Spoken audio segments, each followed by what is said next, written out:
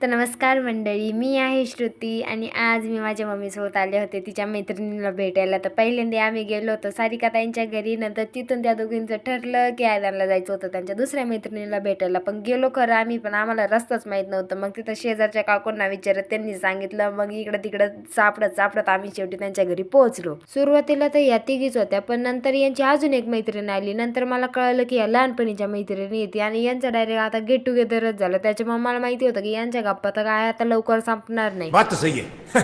मला पण इथं एक नवीन मैत्री मिळाली जी त्यांचीच मुलगी आहे आणि तिने भिंतीवर एवढं काही स्टडी मटेरियल लावलं होतं की ते बघूनच मी हँग झाली. नंतर मला कळलं की ती JEE ॲस्पिरंट आहे. त्यांच्या घराच्या मागे एवढे मोठमोठाले आणि सुंदर डोंगर होते की मला तिथं शांत बसवलंच नाही. नंतर मग तिला घेतलं आणि मग मी डोंगर फिरायला गेले. डोंगरावर जाता जाता पाहिलं की इथं प्रत्येक वावरात मूग लावलं. शेजारी शेजारी बांध आहे तरी पण सगळीकडे मूगच आहे. त्याच्यामुळे मुगाच्या थोड्या शेंगा घेतल्यानंतर मी गेले डोंगरावरती गेल्यानंतर तर वरतून खाली बघण्याचा नजाराच काहीतरी वेगळा होता. इथून तर डायरेक्ट त्यांचं घर दिसत होतं. तिकडून तर माझी मम्मी पण मला आवाज देत होती की चला आता लय झालं. माझ्या मम्मीने मला फोन केला. माझी मम्मी म्हणते आम्हाला इथून दिसतंय की तुम्ही खाली नाही, तुम्ही अजून वरतीच चालले, तर चला लवकर आपल्याला जायचंय घरी. मग काय आम्ही निघालो वरतून खाली जाण्यासाठी, पण व्हिडिओ काढायच्या ना तर मी दोनदा पडता वाजले.